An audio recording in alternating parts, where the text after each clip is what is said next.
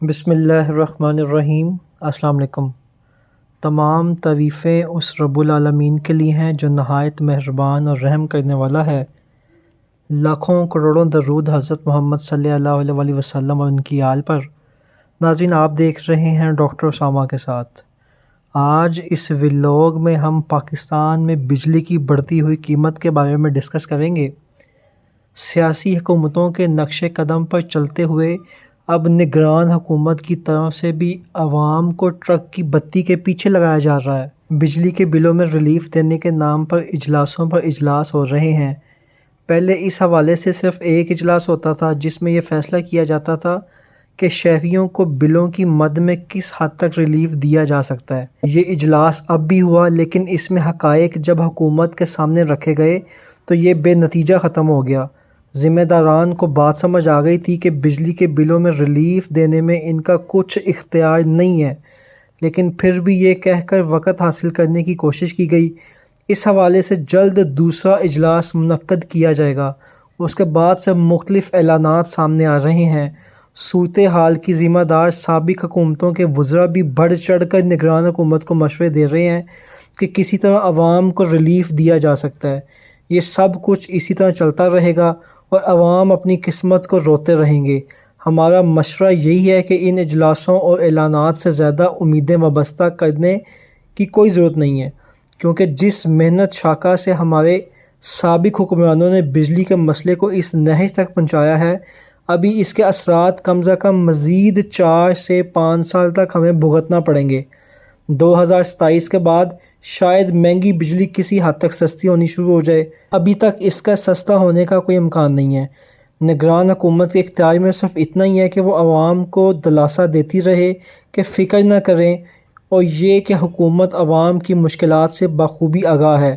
ایسے اعلانات بھی ہو رہے ہیں کہ بجلی چوروں کے خلاف جلد انتہائی مؤثر مہم چلائی جائے گی، اور یہ بھی کہ بجلی کے بل ادا نہ کرنا بجلی چوری کے مترادف ہی تصور کیا جائے گا، وغیرہ وغیرہ اس میں شامل ہے۔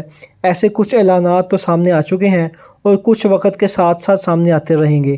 نگران حکومت کے پاس یہی ایک طریقہ ہے جس پر عمل کرتے ہوئے وہ عوام کے غم و غصے کو ٹھنڈا کرنے کی کوشش کرتی رہے گی، ورنہ بجلی ابھی مزید مہنگی ہونی ہے۔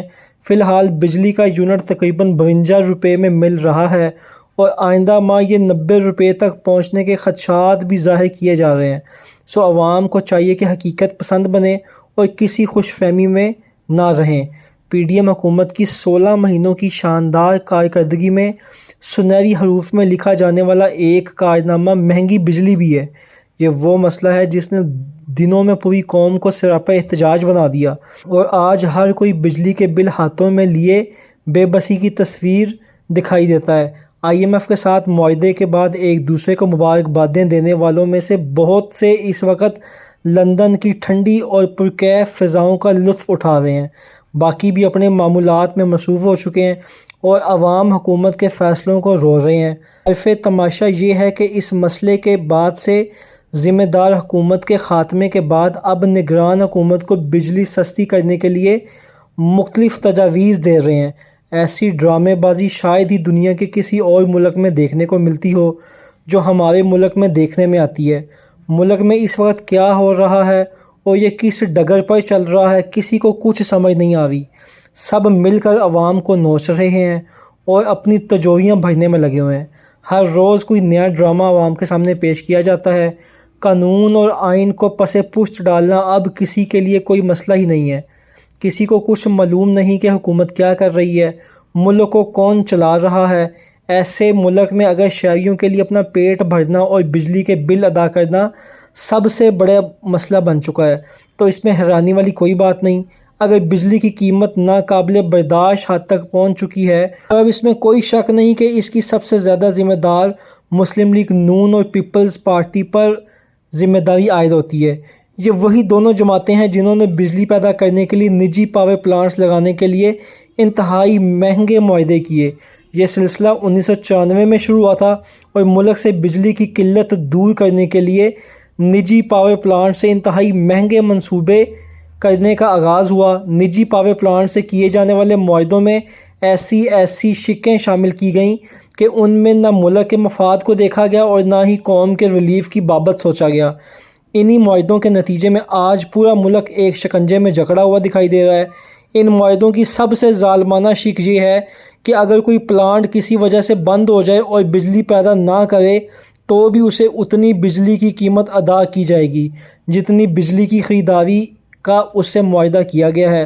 مثلاً اگر کسی نجی پاور پلانٹ سے 500 میگا واٹ بجلی خریدنے کا معاہدہ کیا گیا ہے لیکن بجلی کی وافر پیداوار پر یا سردیوں کے موسم میں بجلی کی کھپت کم ہونے پر اس پلانٹ کی بجلی کی ضرورت نہیں پڑتی تو وہ پلانٹ بند ہو جاتا ہے، تو بھی حکومت اسے 500 میگا واٹ بجلی کی قیمت ادا کرنے کی پابند ہوگی۔ ایک طرف یہ یک طرفہ معاہدے کیے گئے جن میں سراسر نجی پاور پلانٹس کا مفاد کا تحفظ کیا گیا اور دوسری طرف حکومت معاملات کو ٹھیک طریقے سے مینیج نہ کر سکی۔ اس کے نتیجے میں گردشی قرضے اور کیپیسٹی پیمنٹ چارجز کی رقم ناقابل برداشت حد سے بڑھ چکی ہے۔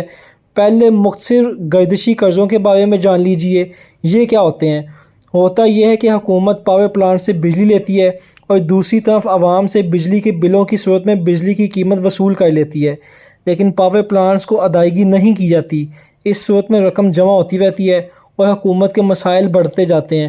اب یہ رقم خربوں تک پہنچ چکی ہے، ہر روز کروڑوں روپے اس رقم پر سود جمع ہو رہا ہے اور یہ صورتحال بڑھتی ہی چلی جا رہی ہے اور آئندہ سال تک مزید خراب ہو جائے گی۔ IMF کے ساتھ کیے جانے والے تازہ ترین معاہدہ جس پر 14 جماعتی حکومت اتحاد نے خوب بغلیں بجائی تھیں، اس معاہدے کی روح سے حکومتیں ایک مخصوص مدت تک بجلی مہنگی کرنے کی پابند ہیں۔ کہنے کا مطلب یہ ہے کہ صورتحال کے پیش نظر کسی خوش فہمی میں مت رہیے کہ کوئی ریلیف ملے گا یا بجلی سستی ہو سکتی ہے۔ دوسری مشکلات کے ساتھ اب کم از کم 2027 تک اس مہنگی بجلی کے عذاب کے ساتھ زندگی گزارنے کی عادت بھی ڈال لینی چاہیے۔ چلتے چلتے ایک بات اور جان لیجئے کہ 2021 میں PTI حکومت نے پاور پلانٹس کے مالکان کے ساتھ معاہدوں کو ریویو کیا تھا اور ان معاہدوں کی کچھ شقوں کو تبدیل کیا گیا تھا، جن میں سے ایک شق یہ بھی تھی کہ آئندہ پیمنٹ ڈالر کی بجائے موجودہ ڈالر ریٹ یعنی 148 روپے کے حساب سے ہوا کرے گی۔ یعنی پیمنٹس میں ڈالر کا ریٹ 148 روپے فکس کر دیا تھا کہ اگر ڈالر کا ریٹ بڑھ بھی جائے تب بھی حکومت 148 روپے فی ڈالر کے حساب سے ہی ادائیگی کرے گی۔ آج انٹر بینک میں 304 روپے سے ڈالر تجاوز کر چکا ہے، جبکہ اوپن مارکیٹ کا تو کوئی حال ہی نہیں ہے، وہاں 3.25 روپے میں بھی ڈالر نہیں مل رہا۔ اندازہ کیجئے کہ اگر ڈالر کا ریٹ فکس نہ کیا گیا ہوتا تو آج کیا قیامت برپا ہوتی۔ معاہدے کرنے والے اپنی کک بیکس اور کمیشن سمیٹ کے جا چکے ہیں، لیکن پوری قوم آج رو رہی ہے۔ اب یہی لوگ جلد ہی کوئی نیا پلان لے کر ہمارے سامنے آئیں گے جس کی ابتدا حکومت کو بجلی سستی کرنے اور اس بابت مشورے دینے سے ہو چکی ہے، کیونکہ وہ بخوبی جانتے ہیں کہ یہ قوم کمزور یادداشت کی مالک ہے۔ دوبارہ نئے خواب دکھائے جائیں گے، عوام ان خوابوں کا شکار ہو کر پھر سے ان کے جھانسے میں آ جائیں گے۔ اللہ سے دعا ہے کہ اللہ تعالیٰ پاکستان کے حالات کو مزید بہتر کرے۔ پاکستان زندہ باد۔